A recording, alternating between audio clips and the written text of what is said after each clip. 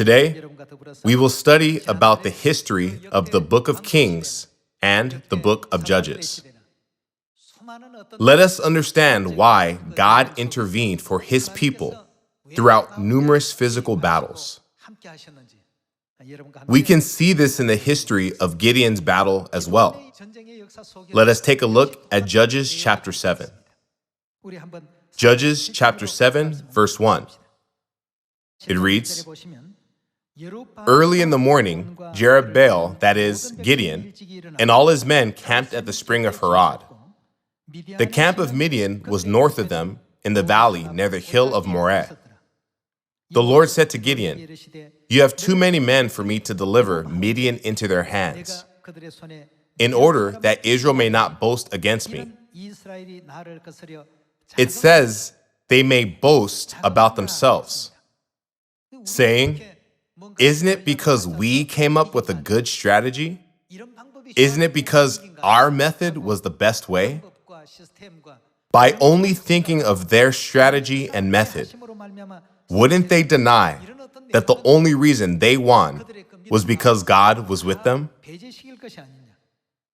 In order that Israel may not boast against me that her own strength has saved her, announce now to the people, anyone who trembles with fear may turn back and leave Mount Gilead.' So 22,000 men left, while 10,000 remained. Since it was possible to still boast with 10,000 men, God commanded Gideon to reduce the number to a level where it was impossible to go against the enemy with such few people. It was God's profound will to make them realize who was with them? God was with them. Gideon did as God commanded, saying, 'Since God is the commander of our army, and I am only a representative who carries out God's work, I will do as God says. Anyone who trembles with fear may turn back and leave.' He sent 22,000 men away. Again, after observing how they drank water, he sent more away. Gideon said, 'Send all of them away except for 300. In Gideon's perspective, looking at the situation with human eyes, this was impossible. How can we ever win with such few men? He could have regarded the situation as impossible. However, he entered his enemy's base camp with only 300 men and had an absolute faith.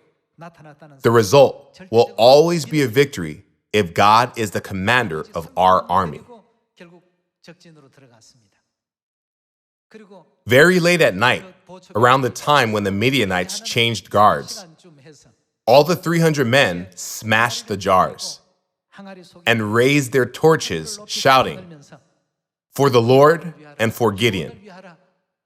When the enemies, who were sleeping, heard the 300 men shouting and breaking the jars, they were so shocked and perplexed.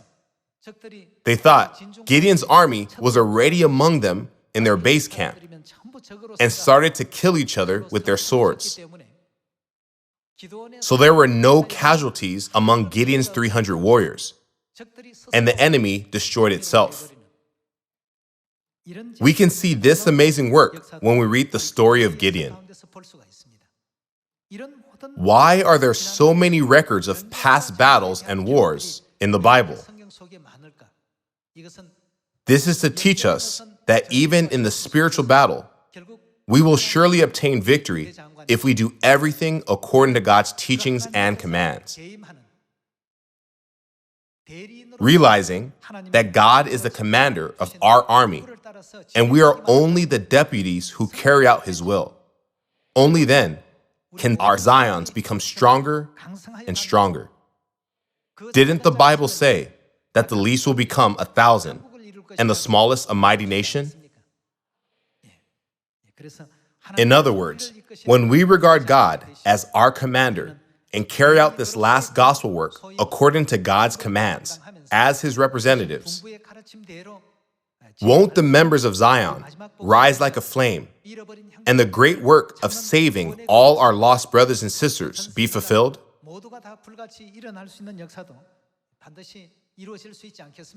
Let us have the faith to say, God is the commander of our spiritual army and is always leading us.